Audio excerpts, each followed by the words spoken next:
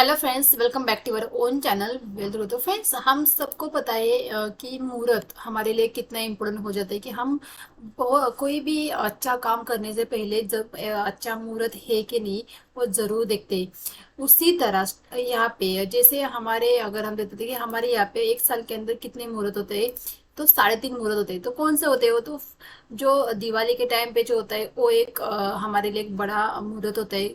उसके साथ जो दशहरे के टाइम पे होता है वो सेकंड मुहूर्त होता है।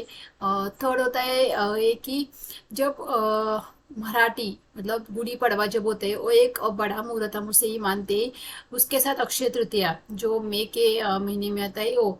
तो ये सारे मुहूर्त बहुत ज़्यादा इम्पोर्टेंट हो जाते हैं कि इसी मुहूर्त के टाइम पे बहुत सारे लोग गोल्ड में इन्वेस्ट कर जाते हैं या कुछ लोग स्टॉक में इन्वेस्ट कर जाते हैं कि उसी दिन कुछ ना कुछ वो खरीद ही लेते हैं कि सिर्फ मुहूर्त के लिए कि भाई अच्छा मुहूर्त है, हम शगुन के तौर पे छोटी सी क्यों ना हो लेकिन उस चीज को, गोल्ड की चीज को या ये वहाँ पे खरीद लेते हैं। या कोई किसी का अगर मकान खरीदना तो उसी टाइम पे वो मकान खरीद लेता है, वहाँ पे उसी मुहूर्त पे वो पूजा कर लेता है। तो हम लोग मुहूर्त के लिए साल में इंतजार करते हैं कि भाई हम साल में अच्छे मुहूर्त का इंतजार करते हैं, उसी मुहूर्त के ऊपर हम हमारे अच्छे काम वहाँ पे करते हैं। तो उसी तरह के दिवाली के टाइम पे यहाँ पे ट्रेडिंग का मुहूर्त हो जाता है। मतलब जैसे लक्ष्मी पूजा हम कर लेते थे, उसी तरह बीएससी और एनएससी के यहाँ पे मुहूर्त ट्रेडिंग वहाँ पे होती है। तो ये ट्रेडिंग कब से हो रही है? तो बीएससी में ये ट्रेडिंग 1957 से हो रही है और एनएससी में 1992 से इसकी शुरुआत हुई थी। जहाँ पे उसी मुहूर्त पे, जिस शुभ मुहूर्त पे इन्वेस्टर अपने वहाँ पे इन्वेस्ट कर लेते कि अच्छे स्टॉक वहाँ पे पिक कर लेते, वहाँ पे अपनी इन्वेस्टमेंट उसी मुहूर्त पे, एक शुभ मुहूर्त पे वहाँ पे शगुन के तौर पे अपनी इन्वेस्टमेंट कर देते उस डे के लिए। जो अभी देखेंगे तो यहाँ पे 24 अक्टूबर को यहाँ पे मुहूर्त ट्रेडिंग होने वाली है। अभी मुहूर्त ट्रेडिंग का टाइमिंग क्या होता है? तो ये शाम को जब लक्ष्मी पूजन का टाइम होता है ना, 6:15 से लेकर 7:15 तक एक यहाँ पे 1 आवर के लिए ये ट्रेडिंग सेशन शुरू किया जाता है। सिर्फ 1 आवर के लिए एक मुहूर्त के, एक शकुन के तौर पे सिर्फ ये ट्रेडिंग होती है। यहाँ पे ट्रेडिंग का मतलब आप ट्रेडिंग नहीं, यहाँ पे इन्वेस्टमेंट की जाती है। बहुत सारे लोग यहाँ पे इन्वेस्टमेंट कर लेते हैं कि इस शुभ मुहूर्त पे यहाँ पे लोग अपने अच्छे स्टॉक यहाँ पे सिलेक्ट कर लेते हैं और उस स्टॉक के अंदर ये शगुन के तौर पे इन्वेस्ट कर लेते हैं। तो अगर आप भी इस मुहूर्त में स्टॉक को खरीदना चाहते हैं लेकिन नहीं समझ में आ रही कि किस स्टॉक में इन्वेस्ट करें, तो मैं आपके साथ 4 स्टॉक शेयर करने वाली हूँ। 2 आईटी स्टॉक हो गए और 2 बैंकिंग सेक्टर के स्टॉक हो गए।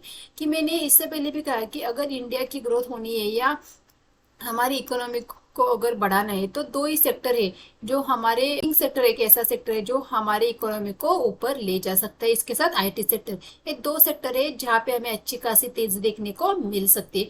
तो हम इस वीडियो के अंदर कौन से ऐसे 2 स्टॉक है जो बिल्कुल भी ओवरबॉट नहीं है, बिल्कुल भी रनअप नहीं किए हुए है, जिन स्टॉक में हम लो प्राइस पे इन्वेस्ट कर सकते हैं, हमें आने वाले दिनों के अंदर उस स्टॉक के अंदर अच्छे रिटर्न्स मिल सकते हैं।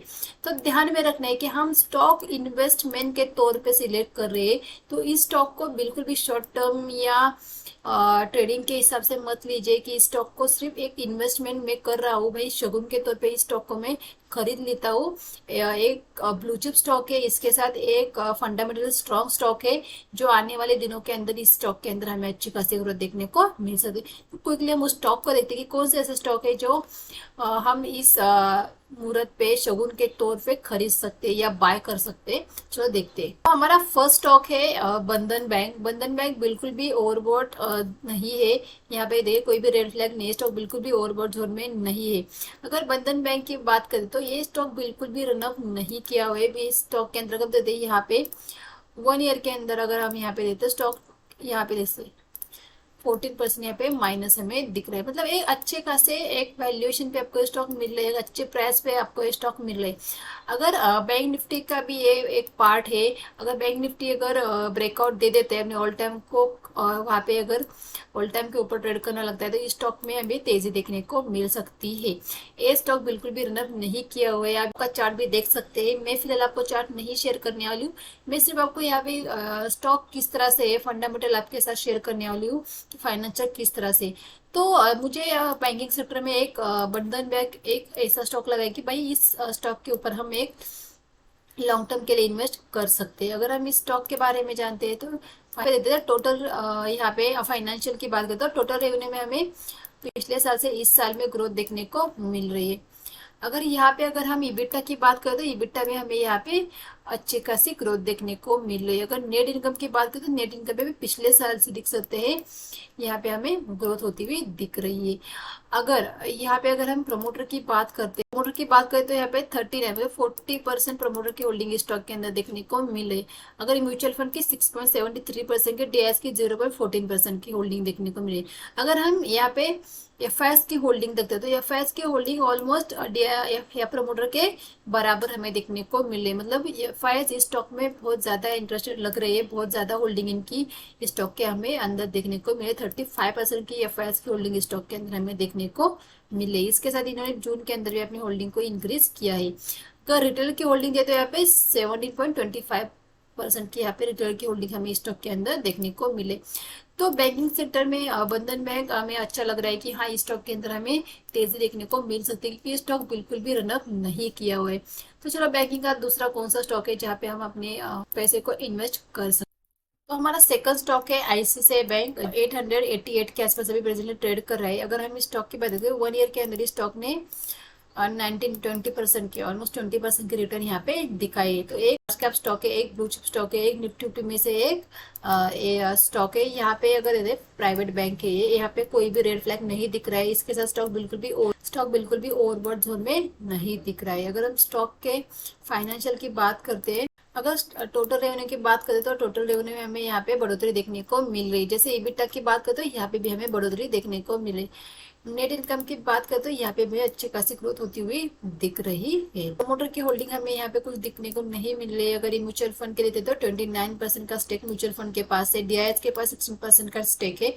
इसके साथ एफआईएस के पास 43%, मतलब अगर दे देते एफआईएस स्टॉक के प्रमोटर हम इसे केस देंगे कि एफआईएस के पास 43% का यहाँ पे स्टेक एफआईएस होल्ड कर रहे हैं। इसके साथ रिटर्न का 11%, मतलब अगर ये बैंक के अंदर एफआईएस बहुत ज्यादा रिटर्न लग रही है, बहुत ज्यादा स्टेक एफआईएस के पास है, तो इस स्टॉक को भी आप कंसिडर कर सकते हैं कि इस स्टॉक के अंदर भी हमें अच्छी खासी तेजी देखने को मिल सकती है। एक भी एचडीएफसी के बाद अगर कोई बड़ी बैंक है तो आईसीआईसीआई बैंक ही यहाँ पे है।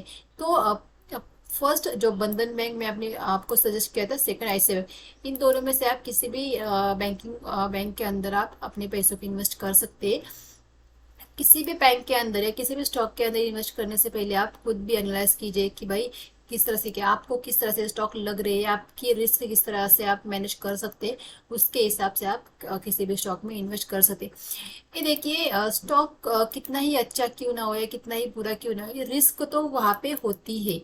तो इसकी वजह से अपने ओन एनालिसिस के बेसिस पे आप स्टॉक को सिलेक्ट कीजिए। हमारा सिर्फ काम है कि आपको सजेस्ट करना है, आप को लेना या न लेना ये आपका डिसीजन है। आप भी खुद उस स्टॉक के ऊपर रिसर्च कीजिए, आपको किस तरह से फंडामेंटल लग रहे हैं या चार्ट पे किस तरह से दिख रहा है, इसके ऊपर आप डिसाइड कर सकते हैं कि आपको स्टॉक में इन्वेस्ट करना है या नहीं करना।